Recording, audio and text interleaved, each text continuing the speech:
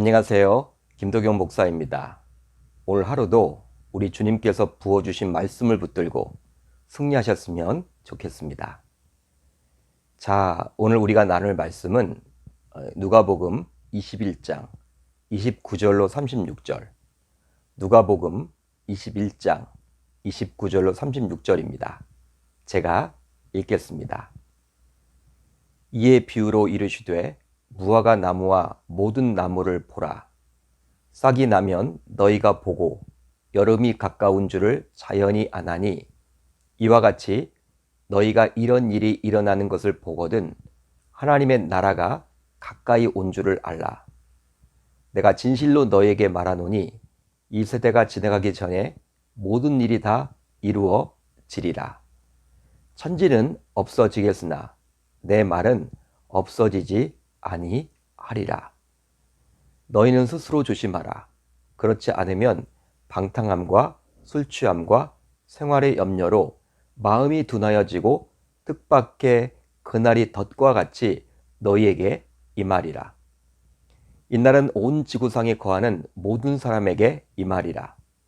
이러므로 너희는 장차올 이 모든 일을 능히 피하고 인자 앞에 서도록 항상 기도하며 깨어 있으라 하시니라. 아멘. 하나님의 말씀입니다. 오늘은 이 말씀을 토대로 지금 우리는 무엇을 해야 할까? 지금 우리는 무엇을 해야 할까? 이란 제목으로 은혜를 나누겠습니다. 이제 잠시 후면 교회 옆 안양천변에서 아름다운 벚꽃의 향연을 볼 수가 있을 것 같아요. 분명히 벚꽃은 필 것입니다. 참 기대가 되죠. 아름다운 벚꽃. 이런 벚꽃이 활짝 피는 것을 보면서 우리는 본격적인 봄이 왔음을 느낄 수가 있습니다. 물론 간혹 쌀쌀한 바람이 불어서 우리를 움츠리게 하기도 하지만 벚꽃이 피었기에 누가 뭐래도 이제 겨울이 아니라 봄이라고 감히 말할 수 있죠.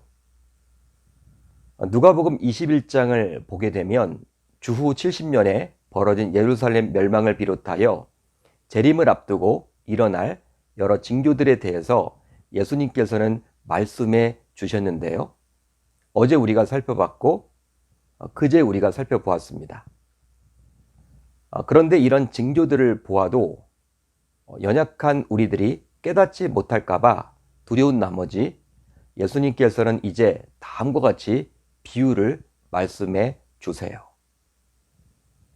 이에 비유로 이르시되 무화과 나무와 모든 나무를 보라.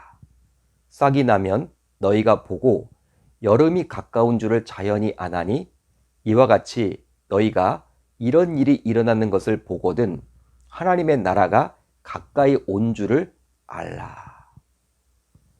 그렇습니다.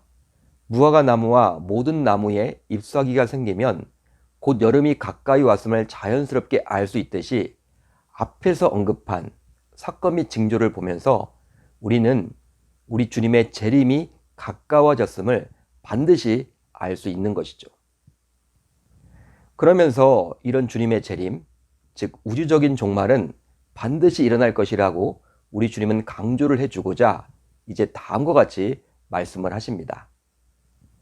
내가 진실로 너에게 말하노니 이 세대가 지나가기 전에 모든 일이 다 이루어지리라. 천지는 없어지겠으나 내 말은 없어지지 아니하리라. 한마디로 천지는 없어진다라는 거예요. 즉 하늘과 땅은 없어지더라도 전지전능하신 하나님께서 영원 불면할 말씀으로 주님의 재림을 이야기했기에 우리가 조만간 주님의 재림을 만나게 될 것이라고 주님은 강조하고 계신 것이죠. 강조하십니다. 따라서 저와 여러분들이 지혜로운 성도라면 이런 주님의 재림이 가까이 왔음을 기억하며 스스로 조심해야만 합니다. 즉 우리는 언제라도 주님께서 재림하시면 기다리다가 맞이할 수 있도록 언제든지 준비를 하고 있어야만 하겠죠. 마치 마태복음 25장에 나온 열처녀의 비유에 나온 5명의 슬기로운 처녀처럼 말입니다. 여러분, 우리 주님의 재림은요, 온 지구상에 거하는 모든 사람에게 예외 없이 임하게 될 텐데요. 실제 주님의 초림은 팔레스타인 지역의 몇몇 사람들에게만 알려졌지만 주님의 재림은 온 우주적으로 모두가 알 수 있게 심판의 주로 오실 겁니다. 따라서 신자인 우리들은 그때 심판을 면하고 인재 앞에 당당히 설 수 있도록 준비를 갖추어야 하는 것이죠. 준비를 해야만 하는 것이죠.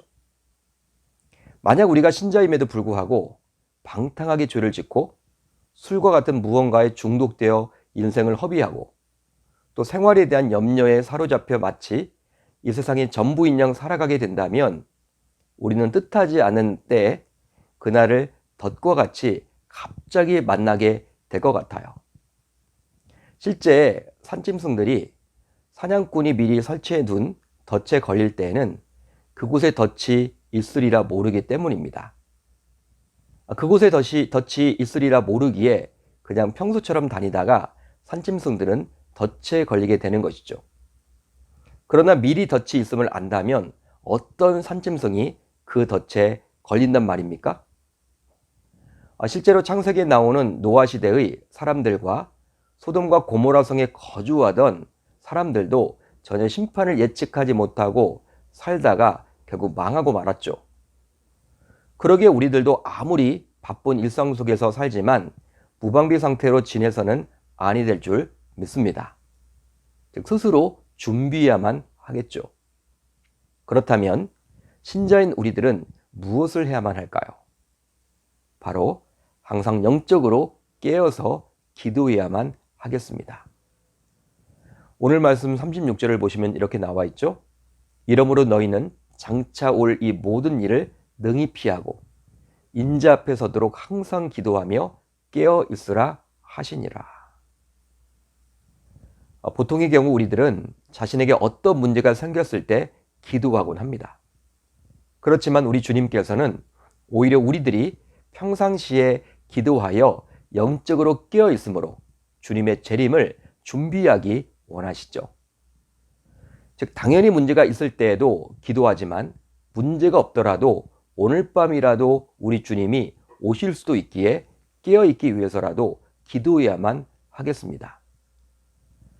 실제로 기도하지 않으면요, 우리 주님의 마음과 우리 주님의 생각과 우리 주님의 뜻을 알 수가 없어요. 알 수가 없습니다. 특별히 바쁜 일상 속에서 오히려 주님을 놓치고 살아가기도 하겠죠. 그러다 보면 당연히 자연스럽게 주님의 재림에 대해서는 감히 생각할 엄두도 내지 못할 거예요. 따라서 주님께서는 기도를 하되 항상 기도하며 끼어 있으라고 저와 여러분들에게 권면하고 있는 것이죠.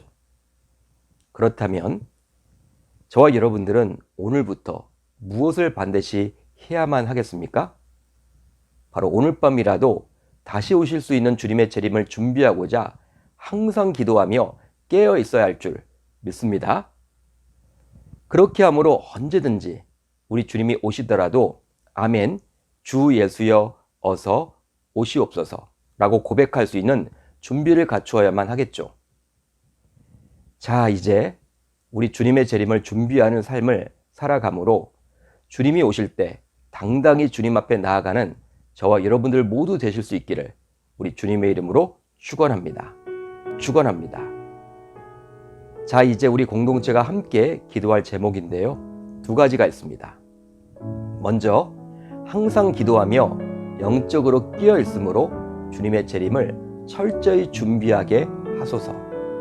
다음으로는 우리 교회 예배가 하나님이 기뻐하시는, 즉 하나님이 받으시는 참된 예배가 되게 하소서. 오늘도 이 말씀을 붙드는 가운데 특별히 두 가지 기도 제목들을 놓고 기도하는 가운데 하나님과 동행하며 하나님을 만날 수 있기를 바랍니다.